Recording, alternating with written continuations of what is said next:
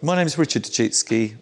I'm an architect with 25 years experience of designing ecological buildings and passive houses.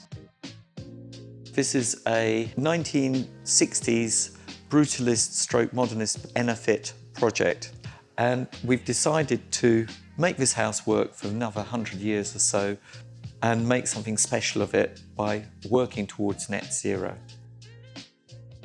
Aline is another architect, so my client wanted to have a good input of how to design a passive house.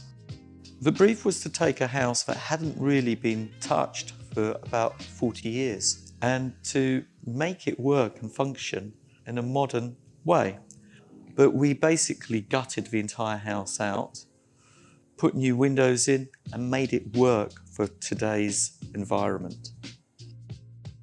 We also made sure that the kitchen and the furniture that we designed, such as the doors and the architraves, was subservient to the ethos and the style of what the original architect felt.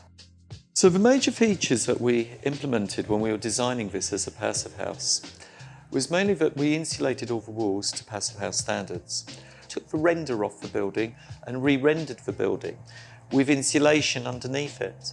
There is an MVHR, mechanical heat recovery, and there is also an air source heat pump, a Mixergy hot water tank, and the Tesla Powerwall.